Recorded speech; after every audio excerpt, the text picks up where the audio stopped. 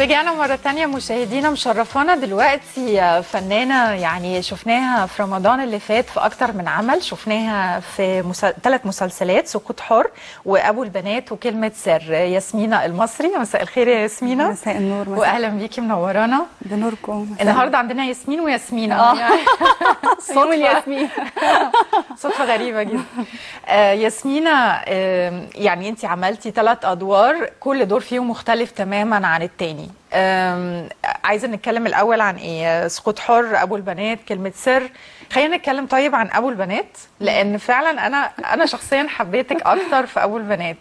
يعني قدمتي دور البنت البسيطة، وفي نفس الوقت دورك صعب. يعني ما نقدرش نقول ان هو دور يعني فلات، لا، دورك كان فيه مشاهد صعبة قوي. بتقدمي قد ايه انك برضو بتمر بظلم، بتمر انها مش قادرة تبقى مع الشخص اللي هي بتحبه بجد. يعني تحسي انها شخصية واقعية. في بنات كتير قوي في مجتمعنا ظروفها تخليها تتجوز الشخص الغلط، وبتفضل في قلبها تحب الشخص الاولاني اللي هي لسه مش قادرة تنساه. انت شفتي ان الشخصيه فعلا واقعيه حقيقيه قوي؟ هي الشخصيه دي فعلا اول ما جت لي حسيت ان هي لمسه حاجه جواني من جوه كده، يعني حاسه وجعت لي قلبي. يعني في شخصيات احنا ممكن نلعبها ونبقى فرحانين بيها جدا، وفي شخصيه ممكن تاثر فينا انسانيا يعني. فانا حسيت ان نعيمه فعلا من الشخصيات اللي هي مش بس موضوع الحب، هي شخصيه عموما شقيانه يعني تعبانه. واحده بنت بتشتغل في قهوه بتساعد والدها وبتعمل شاي وقهوه في موقف ميكروباص، وخلاص مظبطه امورها ان هي تتجوز الولد اللي هو في موقف الميكروباص، ومبسوطه اللي هو بيشتغل سواق في موقف الميكروباص، ومبسوطه بحياتها راضيه وعايشه لغايه بقى ما يقابلها شخصيه الرازي اللي هو بيحول حياتها 100%. هي مش عاوزه حياتها دي، بس بتضطر ان هي تستسلم لغايه ما بيقتلها في الاخر. بس بيفضل في قلبها الشخص اللي هي بتحبه وما تقدرش تنساه، ويمكن ده اللي بيخليها برضو مش قادره تبقى سعيده. ان على قد ما هي عايشه في مستوى كويس ويمكن ارتاحت من المشاكل اللي كانت عندها، بس هي حاسه من جواها انها مش سعيده، لانها هو خدها كمان. يعني هو تخليص حق. يعني هو كان هد القهوه، يعني ابتزاز. عارفه ما حد يعني مش موضوع ان هي مستريحه، ما حد يبتز حد دي بتبقى متعبه قوي. يعني حتى لو هيحقق له سعاده 1000000% بعد كده، بس هو حته الابتزاز دي بتوجع. حتى لو انا رضيت بالابتزاز ده مؤقتا، بس بعد كده يعني هبقى اول واحده اول ما تحصل اي حاجه عاوزه ابقى اتخلص منه، لان عموما الابتزاز حاسه انه قيد عليكي. بيتعب. حاجه انت ما اخترتيهاش بايدك. فهي اتجوزته ابتزازا منها. يعني خلاص ظروفها باظت، وهو كان السبب في ده. هي مش عارفه ان هو السبب في ده، بس خلاص. وقال لي خلاص يا جماعه انا هساعدكم، فمقابل ان هو هيساعدنا، مقابل ان انا هتجوزه واعيش معاه. بالظبط. انت كان في تصريح قلتي ان الفنان مصطفى شعبان هو اللي رشحك تقريبا للدور، صح؟ هو مش مصطفى، مش النجم مصطفى شعبان بس، لا. انا عاوزه اقول الاول الاستاذ احمد عبد الفتاح، المحترم احمد عبد الفتاح. وكان عن طريق يعني استاذ احمد عبد الفتاح والنجم مصطفى شعبان، هما الاثنين بصراحه. كنت انا بعمل مسرحيه اسمها البريمو مع استاذ محمد نجم في اسكندريه، على مسرح اسكندريه. كنت انا البطله اللي قصاده، وفي زميل ليا الاستاذ احمد الحلواني، الفنان احمد الحلواني، وشافني وهو كان دايما بيشتغل مع نجم مصطفى شعبان، فقال له عليا. واستاذ احمد عبد الفتاح شافني وقال لا هي هتعمل دور نعيمه ده. وبصراحه كانوا في ظهري جامد استاذ احمد عبد الفتاح والنجم مصطفى شعبان. بيدي طمأنينة للفنان لما بيحس ان في على الاقل النجم الرئيسي في المسلسل ان هو مديله سبورت وواقف معاه. ده بيديكي ثقه وتبقي مطمنه. طبعا يعني بحس ان انا مبسوطه جدا، وبحس ان انا يعني بحس ان يعني هم مأمنين بيا، سواء نجم مصطفى شعبان سواء استاذ احمد عبد الفتاح. فبحس يعني، وكان اقرب استاذ احمد عبد الفتاح لان استاذ احمد عبد الفتاح هو اللي بيكتب، فشاف الشخصيه بتتحرك قدامه، فهو شافني. فمجرد ما شافني قال لي لا ياسمينة هتعمل الشخصيه دي. وطبعا ما اقدرش انكر استاذ رؤوف المخرج، استاذ رؤوف عبد العزيز، لانه هو كان معايا جدا وكان دايما ياسمين برافو ويسقف لي. فبصراحه الروح كانت حلوه قوي من الثلاثه، استاذ احمد واستاذ رؤوف والنجم مصطفى شعبان بصراحة. اكيد طبعا اكيد. انت ليكي برضو على فكره مسلسلات تاني قبل كده، يعني عملتي الرحايا، ابن ليل، يانا ينتي، وما شاء الله يعني كلها مسلسلات مع نجوم كبار. بالتالي بيفرق مع اي فنانه انها لما بتظهري في مسلسل فيه نجوم كبار بتبقي ضامنه على الاقل نسبه المشاهده هتبقى عاليه، او ان الناس هتبقى مركزه مع المسلسل، مش هيعدي كده مرور الكرام لان في اسامي كبيره. فده بيفرق طبعا. بيفرق يعني. انا بعتز بالاعمال دي، وخاصه الرحايا لاستاذ نور الشريف الله يرحمه، وكنت بعتز بالدور ده جدا. والدور ده جالي وانا كنت لسه طالبه في المعهد في سنه اولى، فكان بالنسبه لي يعني حاجه مبهجه جدا ان انا اقول صعيدي كده اول ما اجي امثل. طبعا ولسه صغيره في اول سنه، فالحمد لله كان بالنسبه لي حلو. انا ليا اعمال سابقه الحمد لله معقوله، بس اقدر اقول ان السنه دي يعني كنت دايما باخد ادوار معقوله، بس ما كانش فيها شغل درامي قوي. يعني ما تقدرش تقول مثلا ايه ممثله بمثل، بس ما تقدرش تقول حاجه في الاحداث او في تقديم درامي في الدور نفسه يلفت النظر. لكن اقدر اقول ان السنه دي الحمد لله كان عندي مساحه دراميه قويه جدا، ان انا اقدر اطلع حاجه صغيره من اللي عندي. بس بالظبط.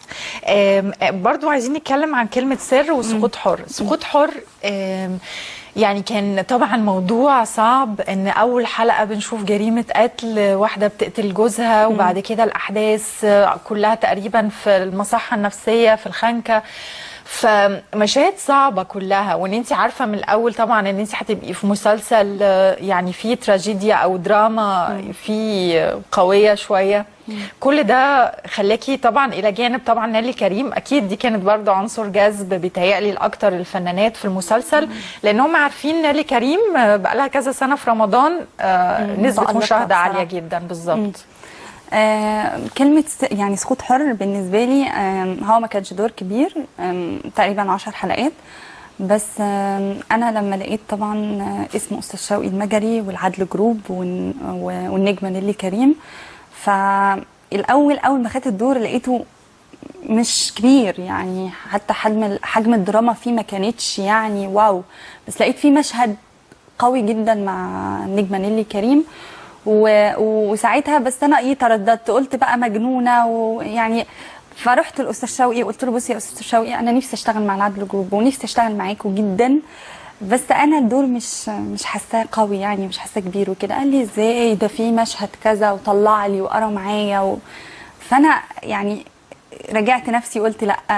ايه اكتر مشهد اللي خلاكي توافقي على الدور؟ اللي هو كنت مع النجمه نيللي كريم، وكنت بحكي لها قصتي اللي انا بقول لها انا من الصعيد، والصعيد مش بس بالكلام، الصعيد طريقه عيشه ودماغ بتثبت جوه الواحد.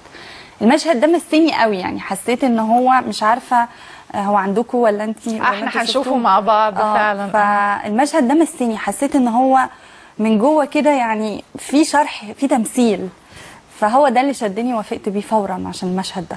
حسيتي ان هو بيمس يمكن بنات كتير او مشاكل بنات وانا كتير؟ وانا قبلت الدور عشان المشهد ده، لان لما تكون بنت غلبانه جت تشتغل من الصعيد في مصنع، وكمان واحد ضحك عليها لمجرد قصه حب، بيستغل سذاجتها او احتياجها، وده بيحصل فعلا كتير. فهي كان انتقامها يعني خلاص خرجت عن بره، فقدت الوعي، فانتقمت انتقام مش طبيعي.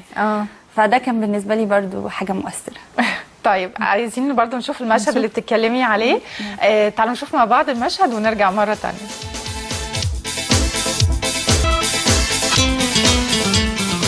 يعني ظلم كبير والله بيتعرض له فعلا بنات كتير في مجتمعنا، انها بتبقى محتاجه الشغل وبيجي شخص يستغل احتياجها ده او ضعفها او سذاجتها، وفي الاخر هي اللي بتدفع الثمن برضو. لو حاولت تنتقم لنفسها او لشرفها يعني برضو هي اللي بتدفع الثمن في الاخر. دور صعب قوي يعني. انتي افتكرتي المشهد صعب يعني. المشهد كان بالنسبه لي صعب، بس انا كنت مبسوطه قوي بصراحه بفريق العمل. يعني كان كله موصل الاتيتيود، يعني نيلي كريم واستاذه سلوى عثمان وكل البنات اللي كانوا معايا، مي الاعصر، داليا الخولي، داليا رمزي، مش عاوزه انسى حد، مي حمدي، كلهم بصراحه كانوا ممتازين. وكنا في حاله كده، عارفه لما نكون حاله لغايه احنا حسينا ان احنا مجانين يعني حسينا ان احنا فينا خلل، يعني كنا بندخل على اوضنا كانه مش يعني حاسين ان ده المكان المناسب لا بس على فكرة هو انتوا بتحكوا مشاكل فعلا واقعية. يمكن هو المسلسل بس عشان عايز يوري ان عارفة ازاي ان في الاخر لازم يروحوا يتعالجوا نفسيا، بس هي في الاخر ما هم كانوا بنات طبيعيين برضو. يمكن الظروف هي اللي بتخليهم يعني دي تبقى نهايتهم ان هم يتعالجوا نفسيا او كده، بس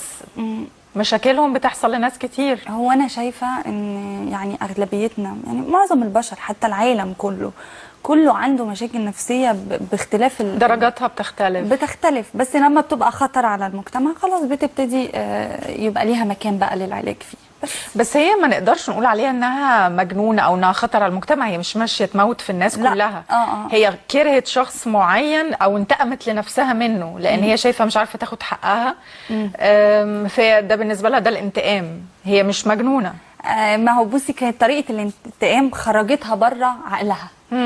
فخلاص بقت يعني الغضب اتحكم فيها. في اختلال يعني بقى ممكن تتكرر من غير اي حد، مجرد حد زعلها، مجرد حد عاكسها هتفتكر اللي حصل لها قبل كده. فانا شايفه ان هي يعني دخلت المصحه لان خلاص ما دام البني ادم عمل حاجه غلط خارجه عن القانون طبعا يبقى لازم اكيد صح، يبقى لازم يؤهل ان هو. بس في جرايم بتهيألي بتبقى خلاص بيدخل على السجن على طول بيقضي العقوبة بتاعته، لكن ازاي بيتصنف ان ده مريض نفسي او ان ده يستحق عقوبة على طول مثلا؟ حسب الفعل نفسه. يعني مثلا لو انا قتلت قتل عادي او قتل يعني بعد الشر، يعني اي حد يعمل اي موقف عادي تحس ان هو في جريمة، يسرق يقتل يعمل، فهتحس ان هو قاصد متعمد، هو بيعمل كده. لكن الحاله النفسيه دي بتبقى حاجات مش طبيعيه، يعني حاجات مش طبيعيه. فده بالتالي قانون هو بيصنف بقى يقول مين يحتاج علاج نفسي ومين طبعا ان هو متعمد الجريمه دي طبعا، بغض النظر بقى نفسيته كانت عامله ازاي. طيب خلينا نتكلم عن كلمه سر برضو. كلمه سر برضو كان انتظار، لان احنا النجمه لطيفه احنا متعودين عليها كمطربه اكتر، ودي اول سنه بتعمل فيها دراما. هي عملت سينما قبل كده مره واحده. احكي لنا عن ترشيحك برضو للدور، والمسلسل بالنسبه لك كان حاسه ان هو ايه الاضافه اللي عملها لك؟ اولا كنت مبسوطه جدا ان انا قالوا لي لطيفه هتعمل مسلسل. يمكن مثلا من 3 سنين كان في فكره مسلسل فعلا هي تعملها، وانا كنت لسه رايحه دراستي في المعهد وقلت يا رب امثل قدام لطيفه لان انا بحب لطيفه. وخلاص وعدى، ما قلت كده ما بيني وبين نفسي كلام، فعدى السنين سبحان الله وانا قاعده بشتغل في مسلسل ابو البنات، ولقيت استاذ احمد عبد الفتاح برضو وهو بيشوفني على المنتور قال لي ياسمينة في مسلسل كذا كذا كذا بعمله اسمه كلمه سر للنجمه لطيفه، في دور كده انا شايفك فيه بس انا لسه ما كملش وبتاع. فقلت له طبعا يا استاذ احمد مع لطيفه، قلت له طبعا. قال لي طب، قلت له هو ايه مش عارف، قال لي طب هقول لك بعدين. ومضيت وانا ما اعرفش ايه هو الدور قوي ولا اعرف تفاصيله، ولمجرد اسم لطيفه ومجرد اسم استاذ احمد عبد الفتاح انا قلت خلاص امين. والحمد لله اشتغلت الدور وعملته. هي دور فتاه انتقاميه شويه، طول المسلسل بتنتقم من مسلسل بتوترهم كلهم. انا فعلا هي بتبقى مش مفهومه هي بتعمل كده ليه، وهي بتحذره فعلا عشان بتحبه ولا هو مش تحذير. هو انا طالعه صاحبه اخت لطيفه وهو كان على علاقه باخت لطيفه، بس هي بتظهر له في مشاهد كتير كل شويه تقول له مراتك بتخونك، بتزرع الشك في قلبه. باتفاق مع رحمه اللي هي بالاتفاق مع مراته اللي هي لطيفه. بس قصدي في الاول ما تبقيش مفهومه يعني بتعملي كده ليه. الاول ببقى مش مفهومه والناس تبقى مش عارفه انا بعمل كده ليه، لغايه ما تتتابع الاحداث ويفهموا ان انا يعني صديقه لاختها. صديقه لطيفه، وهي اللي محرضاني عشان ننتقم لاختها اللي هي صديقتي. دي اخر حاجه الواحد يتوقعها. فهي لا، هي شخصيه رحمه كانت صعبه قوي، يعني هي تفكر تتجوز اللي يعني اللي كان على علاقه باختها عشان تنتقم وتدخل تدمر له حياته، وان انا ابقى موجوده برضو طول الاحداث محدش عارف انا بعمل ايه، وفجاه تطلع في الاخر برضو رحمه هي اللي عامله كده. فكان بالنسبه لي لا، المسلسل مكتوب حلو قوي. استاذ سعد عامل شغل حلو قوي، استاذ احمد يعني بص كله، حتى نجمه لطيفه هي اول مره تمثل دراما، بس انا مش هقول لك هي كانت قد ايه بجد، دون مجامله ولا كلام فنانين ولا الكلام ده، كانت مهتميه بكل تفصيله وعارفه كل حاجه، لدرجه ان انا كنت بنسى حاجات تقولي لا ده هي عامله كده، ده هي كده. وهي عندها كاريزما ممثله قويه جدا يعني. انا حبيتها بصراحه قوي قوي. احنا بنحييكي بجد على كل الاعمال الجميله اللي انت عملتيها في رمضان، ياسمين المصري. شكرا على وجودك النهارده معانا. للاسف وقتنا خلص. للاسف انا اتاخرت، انا معلش ان انا اتاخرت مني. فاحنا بنشكرك جدا على حضورك، ان شاء الله تنورينا مره تانية باذن الله، ونتكلم على ادوار تانية تكون جديده ان شاء الله. ان شاء الله فرصه سعيده، وانا مبسوطه ان انا كنت معاكم النهارده في مساء الفن. ميرسي. شكرا ليك. مشاهدينا حلقتنا خلصت، بكره ان شاء الله حلقه جديده وفريق عمل جديد. تصبحوا على خير.